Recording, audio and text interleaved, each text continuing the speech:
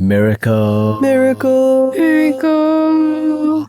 Family. Welcome to the Miracle Family Podcast. I'm sarahxmiracle. With me is Ines and Mark. And we are the Miracle Family. If you have not heard us before, we share our views about our own family, of course, and what it means to parent a large family now of 4 children, 1 more in heaven. And we are going to be talking today about giving birth, because Ines was talking about how she thinks she might not want to give birth. So what is your perception of giving birth? Traumatized by watching movies. Which is the part that sounds scary. When you actually have to give. So I think that most of the time we fear the unknown, right? So I think it's more about having more education and knowing actually what your body is meant to be doing when you're giving birth, which I did not know when I gave birth to you. So that is why, sadly, the first birthing experience I had was quite a negative one. But Tell us after that, more. we had more positive ones. Maybe you want to share what was not so positive about your first. Then we can talk about the positive things. All right, so the first time that we were trying to give birth, we went to the doctor's clinic on the 15th of May. Doctor did a vaginal examination. He said, oh, you're 1 cm dilated. Very good. Tomorrow you can come in and we can give birth tomorrow. And we're like, oh, okay, though. We were like super just trusting. I mean, we were also very young. And we were like, okay. He told us, he said, okay, lor. So he asked us to check in that same evening at 9 p.m. to the hospital. And then they gave us this thing called a prostaglandin tablet, where it's basically an insertion of hormones that stimulates the uterus to actually contract, right? And in these contractions, actually, the baby is technically being pushed further and further down. And your cervix, which is where the baby has to come out through, right, has to actually open up. The cervix Ines's face. But overnight, nothing happened. They checked me again in the morning. They were like, oh, 2 cm. They were like, what? From yesterday to today, only like 1 cm after you did that thing. So they put more tablets in and then nothing happened. They put it into Your vagina, yes. it's not a thing you eat. No. No. So It's not. So basically at 6 or 7 a.m, there was no change from the last night, or rather like 1 cm change. And then 9 or 10 a.m. there was no change. yeah, and then so they're like, okay, I guess we have to break your water bag. Okay, so the water bag is like, the amniotic sac that holds the baby inside, right? With all the amniotic fluid. And we didn't know that, that is more or less forcing the baby to come out. And that essentially by having prostaglandin tablets introduced into the whole birth sequence, it was being induced. Like we were actually inducing the birth, but we didn't really understand that difference. So with the water bag being broken, the doctor literally has a hook, like the stick, sticks it up and finds the amniotic sac and has to like burst it. Okay? Yeah. It's giving, in ancient Egypt where they put the hook up your nose and take your brain out when you're Oh my gosh, no, it's not like that. You think about how your brain can come up through your nose. Okay, stop, guys. Not the point.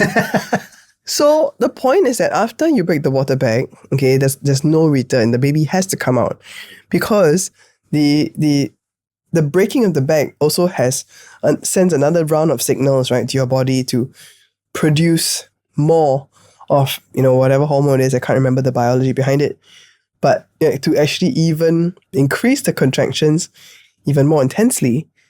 So that the baby will be moved through the canal. So that the cervix will actually dilate. So the dumb thing was, we were stuck at 5 cm for a very long time. And the pain and the contractions was just going like crazy, especially after they broke the water bag. So I couldn't deal with the pain because I was just like, what's going on? So we called the doctor and we asked the doctor, what should we do? Because they were offering me a jab. They gave me this laughing gas thing, did not work. And they were like, I was like not wanting an injection, okay? They're like, do you want a jab? Pentadine or something like that. Or epidural. So then we call the doctor. The doctor's not there. By the way, doctors never come until like the last, 10 minutes when the baby's out, okay? The doctor's not there. Call the doctor. And then the doctor was like, okay, Sarah, you're doing very well. Okay, can I talk to Mark? Not knowing that he's on speaker. And then when he talks to like Mark, the daddy, he say, hey, Mark, I know your wife lah. She cannot take pain one lah. I got an epidural now. I was like, wow, what faith he has in me. Because initially we were like, yeah, if we can go without epidural, then we go without lah. But then you go and induce me like that. Go and put pestilence tablet, go and break my water bag. Which, by the way, I mean, it feels like it was a very violent birth, right? Because there's so many interventions just to force the baby out, you know. Because her due date was actually 18th. But this was, by the way, 16th of May. Anyway, long story short, you had to get epidural. Okay, then in order to do epidural, you actually have to make a small incision in your back because they insert Ines is like, what? They insert the needle with with the anesthetic into your spine. Yeah. So that the lower half of your body doesn't feel the pain. Will numb, right? So that you are relaxed and then your cervix will dilate and then the baby will appear. So in order to do that, but Sarah was moving around because she was in pain. Everybody was screaming at her to don't move so the doctor can make the right incision. And obviously this is a very professional and well-paid doctor. So they did it in spite of everything, but all Sarah remembers was black pain. It was the worst ever moment of my life because I was literally having to curl up in a fetal position like that, right? You have to curl up on the side so that they can reach your back. And after I curled up on my side and then they reach your back, you cannot move because if not, the needle, if it goes like somewhere wrong, it could paralyze you. So you have to be very still. And it was very hard to be very still because I was in pain. I mean, I was in so much pain by then, it was hard to be still. And so I just had black all around me and voices shouting at me, saying, don't move, don't move, don't move. And I was like, oh my gosh, this is like hell. It's like pain and black and voices. So once after all of that, you came out within 20 minutes, right? Or half an hour? No, yeah. So after that, it was about 12. So from 5 cm that we were stuck at 12 noon, it went to 10 cm in half an hour because then I was relaxed and I couldn't feel so much of the pain, but I could still feel something. And then you know what's the worst thing? The doctor was like, I think we need to get the vacuum and take the baby out because they thought that I couldn't push the baby. And I was like, no, I can push. And I was like telling them that I can push the baby out because I did not want Ines to have an egghead. Okay? Have you seen those babies with egghead? Oh my god, I was literally like so upset already with the whole thing, you know, because nothing was going to plan. It just felt so horrible. And then they want to suck my baby out with an egghead. So anyway, Ines was born and she was beautiful and perfect. So I pushed. And so out. Sweet. Oh gosh. Yes, and then because this is 17 years ago, they don't let the baby sit with you. They take the baby, they weigh the baby, they do all these things. No, this is a stupid thing. I was so upset. They give you an injection. Because after you came out, they didn't even pass you to me. You know, in the movies, they always show that, oh, after the baby comes, they pass the mother, right? Oh my gosh, they didn't pass you to me, you know. They took you and they put you on the stupid thing to weigh you first. And then you were crying, obviously. And you, I'm like, I don't get the baby to me. I was so upset. Yeah, it was 17 years ago. So, needless to say, we didn't go back to that hospital. In conclusion, that was the worst birth experience ever. But you know, they say that if you ever had the worst, then things can only get better from there, right? We then had Leon, which was, at that time, I think we were determined to have a different type of birth experience. Well, like, someone recommended us to go and visit this place called 4 Trimesters, and they basically talked and taught the group that was there about, you know, what is the birthing process, the options that you have. So there was a lot of education, right? Yeah. And they made us watch all these videos together. So you actually know, okay, from A to B to C to D, this is actually what happens in the birthing process. And then Daddy learned a lot because I didn't know any of this stuff beforehand. And we realized at these sessions that, oh my gosh, our first birth with Ines was terrible. Yeah, it was induced. We were not asked permission. We were all of these things. Yeah. We were never consulted. Yeah. We learned a lot in that session. And then the important thing that they talked about was this like fear, pain, tension, triangle. So if you're afraid, right? Because you don't know. Yeah, then there'll be more tension. So if there's more tension, there leads to more pain. And then because there's more pain leads to fear even more. So it becomes this triangulation of fear, pain, and tension. When actually to give birth, your body needs to relax. You actually need to open up, which is a relaxing, you see, so that the baby can come out. Whereas if you are so tense and afraid and in pain, obviously, because it's causing all that, then that's why with you, I was stuck at 5 cm and I could not because I was in such all this pain and fear. And then it was so tense that I couldn't dilate, to actually have the baby come out. So it took the epidural to actually relax the body. Because as in I had no more like fear and pain. And so therefore the tension went away. And then the cervix could open to 10 cm in half an hour, which was, after considering that from the day before until 12 noon, it was just stuck up to only 5 cm. Yeah. Leon was a very different experience. We went to the doctor literally, not the doctor, the hospital. Just reached the labor ward like maybe at 7 a.m. Yeah. I reached at 7 a.m. And Leon was born at 7:20. That was quite crazy. I mean, I still remember that it was like in the middle of the night at like 4 a.m., kind of 5 a.m. I was like, I feel a bit funny. And it was his due date. It's like, I feel a bit funny. I don't know, this feels funny. But I was trying to go to sleep because it was like in the middle of the night. Then finally at about 5 something, I'm like, me up. Yeah, I was like, I think this is it, Then, they always ask you to call the labor ward because they say, you must time your contractions. Is it? Don't know what. How many contractions within don't know how many minutes. I think all this rubbish one. We never reached that point. I just felt like, okay, we really need to try and go to hospital now. You know your body best. Yeah. Because we didn't reach the frequency they were saying. But I remember that we did put Ines on the school bus and then we got the helper at the time. Do you remember the day that Leon was born? Yeah, we said, okay, bye Ines. What do you remember? Your brother will be here. Yeah, you were packing stuff into a bag, yes. I think. And I was like, oh, okay, sleigh, bye. You did not say sleigh. Yeah, but I said the equivalent of sleigh back then. I don't know what, but yeah. We put you on the school bus and we drove off immediately after that. Yeah, so the factual morning traffic to get to NUH. And yeah, and then like Mark said to go park the car, so security guard wheeled me upstairs in the labor ward. And then I went to do a pee. And then there was blood in my pee. Okay, I mean, which like is normal. So another thing about whether or not you're going to be giving birth is, number one, is there what you call a bloody show? So like there might be blood or like mucus that comes out. And then you're like, oh, okay. Or it could be like, in the case of Aaron, it could be that you have like amniotic fluid that's like kind of coming out because of the contractions. And there might be like a small leak in the water bag or whatever, or the water bag is slowly disintegrating, you don't even know. Ines, your face, my goodness. Yeah, so this is like the signs of like you're kind of going to give birth already. But for Leon, there wasn't any of that until the hospital. Then there was a bloody show. So then they're like, okay, lie down. Come, I need to check.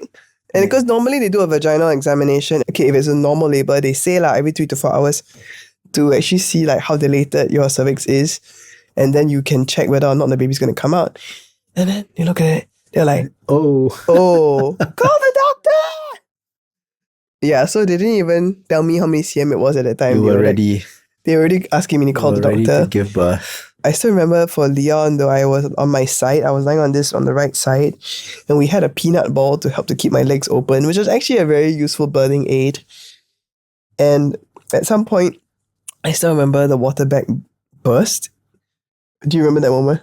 What was it on your side? I was on the side telling you, it's okay, you're doing well.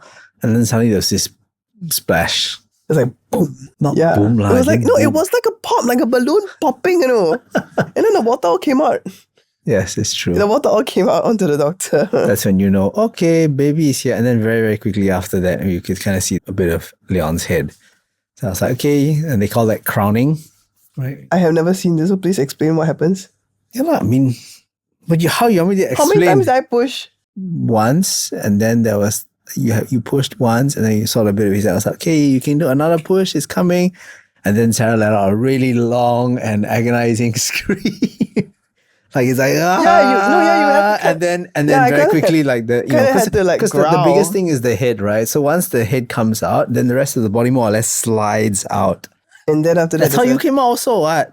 Except that I didn't see it because I was holding on to mommy and mom. Because I was at the side and mommy squeezed my hand so tight that my ring cut into my finger. Yeah. So the clearest one you've seen is Leon. Yes. I've always been at the side. Oh no. Terrible. Because for Aaron, Daddy was my chair. Yeah.